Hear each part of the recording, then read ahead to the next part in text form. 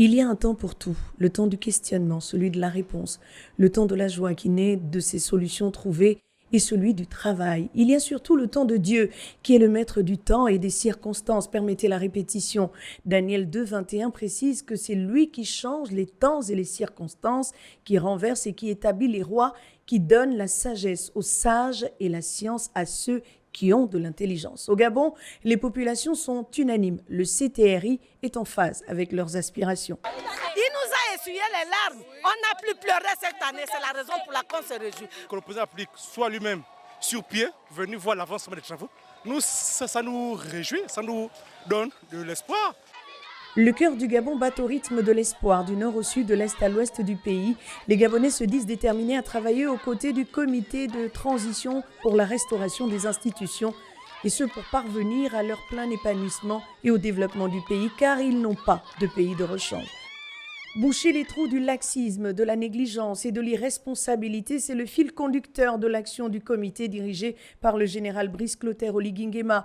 Le coup d'éclat des militaires du 30 août 2023 a plusieurs avantages, dont le plus important est celui de mettre les pendules à l'heure de la responsabilité et du travail. Lors de sa rencontre avec les forces vives de la nation, Brice Clotaire Oligui-Nguema a rappelé pourquoi les militaires sont sortis de leur caserne. Il s'agissait selon lui de stopper l'hémorragie d'une plaie béante depuis de nombreuses décennies et qui est venu à bout de l'optimisme des Gabonais. 2. Mettre fin à un processus électoral qui émettait des signaux de révolte. Et 3. Enfin, redonner la dignité au Gabon et à son peuple sur la scène internationale.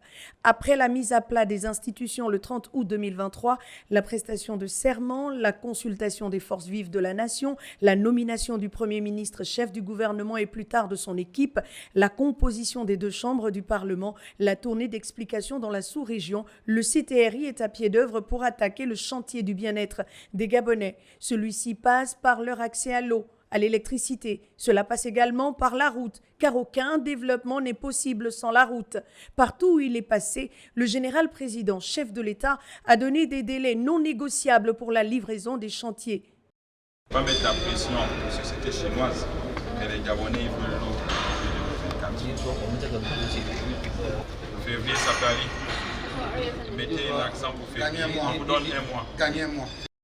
Si les entreprises ont expliqué leurs difficultés, elles ont pris la mesure et s'attellent désormais à remplir leur part du marché. Certaines d'entre elles ont d'ailleurs repris du service quelques heures seulement après le passage du chef de l'État. Le cas des entreprises en charge des forages dans les quartiers Bel Air et Diba-Diba.